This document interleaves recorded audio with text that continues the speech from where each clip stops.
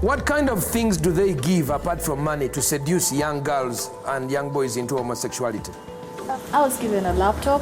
A laptop? I was given an iPod as well. How can we Africans survive when American money, Swedish money, is being used to seduce our children into lesbianism and homosexuality? According to SEMPA, the United Nations, American billionaire George Soros, and the country of Sweden are all part of a vast conspiracy to spread homosexuality in Uganda and across Africa in general. I am not ignorant of the fact that the homosexuals and their sympathizers have basically taken over the entire Western civilization institutions of power. There's an aristocracy that really looks at homosexuals as a superclass. In addition to the conspirators abroad, Simp and his allies have also begun targeting organizations closer to home. We're going to visit an organization called Sexual Minorities of Uganda. They actually go by the acronym SMUG.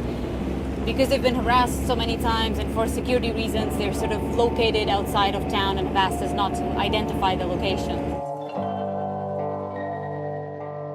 Pepe is a program leader at Sexual Minorities Uganda.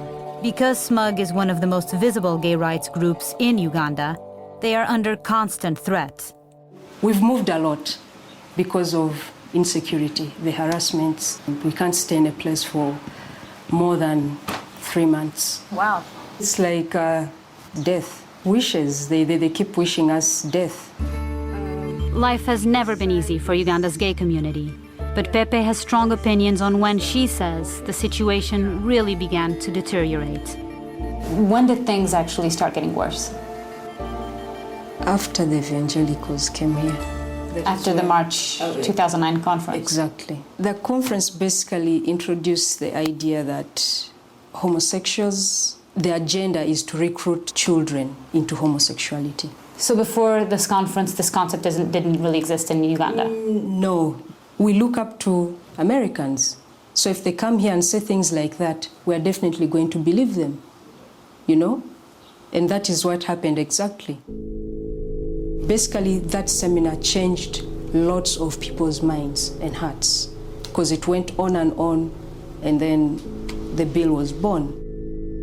The proposed legislation would outlaw groups like SMUG or any organization that serves the gay community.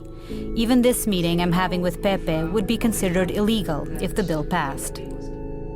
While the law is still pending, the intimidation has already begun. 1 month after the conference, Pepe was one of a number of people outed by a local newspaper. It's almost like a witch hunt. It is a witch hunt, not almost, it is a witch hunt. Yeah.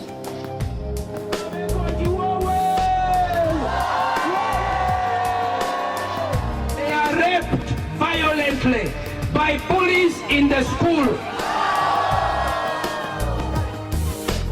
Homosexuality is a prohibited here in Uganda. We don't want it. As the anti-gay crusade reaches a fever pitch, things get worse for Long Johns. I was getting ready in the morning to go to work. A gentleman walks in with chains. And ankle chains? Yeah, ankle chains. And he said that I'm from the police.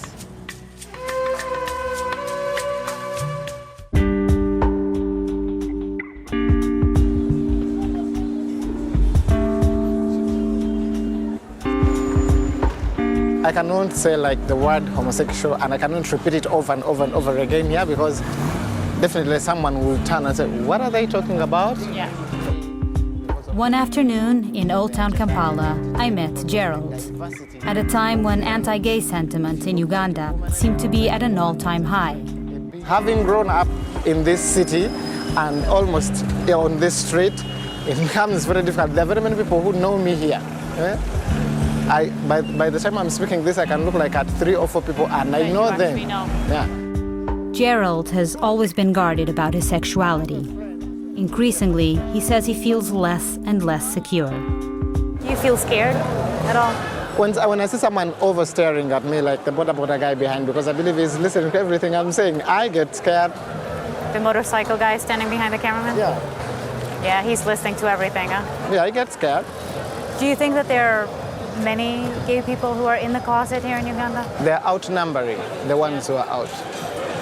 That is very obvious. Because they just can't come out? Because they just can't come out. Coming out is, to me, looks like it's suicidal. These days in Uganda, the decision to come out isn't always a matter of choice. This is the Red Pepper newspaper. It's the paper that outed all the suspected homosexuals. It had photos of all the people that they suspected of being homosexuals. Many of Uganda's most popular newspapers have joined in on the anti-gay crusade, outing ordinary citizens by printing their names and photos. For many in Uganda's gay community, including Long Johns, privacy has become elusive. The lady seated there, yeah, that one standing, she's the one who started spilling the whole rumor about me. She told the people in the neighborhood? Yeah. They say you people are gay. Yeah. I just look at her and pretend like I know nothing. So what are some of the things that your neighbors here say about you? He has sex with men. Maybe a male prostitute, something like that.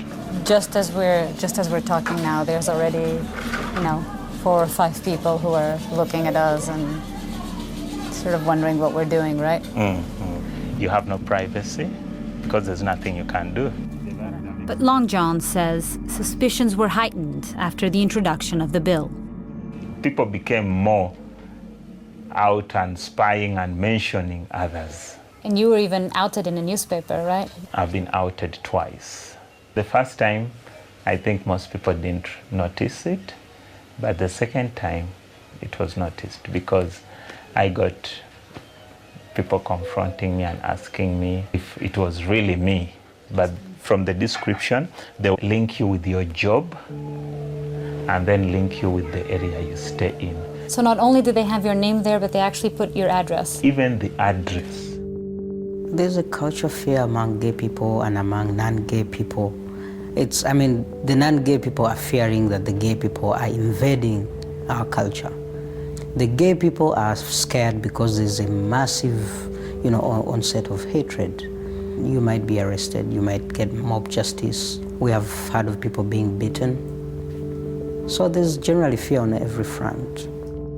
One time I became so bitter, I came out and I stood actually there and I said, if anyone has a problem with me, you should go to the police, write a banner and hang on my door that I'm a homosexual. Long Johns never believed that his neighbors would go so far. I was getting ready in the morning to go to work, and as soon as I was putting on my shoes, a gentleman walks in with chains. And ankle chains? Yeah, ankle chains. And then he asks, "You're John?" I said, "Yes." And he said that I'm from the police. Long Johns was arrested on the charge of sodomy, thrown in jail, and forced to pay hundreds of dollars in exchange for his freedom. So this is the police station you were brought to? Yeah, this is the police post where I was brought, and I spent a night here.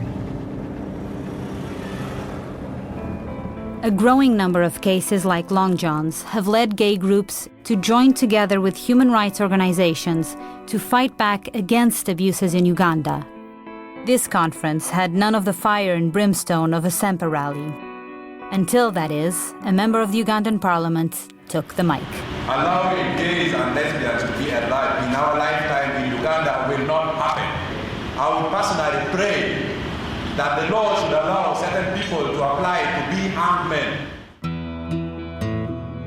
Outside the conference, I caught up with that member of parliament. If you found out that one of your 4 daughters was a homosexual, would you report them to the authorities knowing that they could possibly suffer the death sentence? I personally feel if my daughter opts to be a lesbian, and even if she's convicted for being a lesbian, I would still apply to go and execute her myself, to pass a message to many other people and many other families that this activities is bad. I'm not going to bend the rules just because it is my daughter. So even if that means that she would possibly suffer the death sentence? Yes. Even if that means that she would suffer the death sentence, let her die.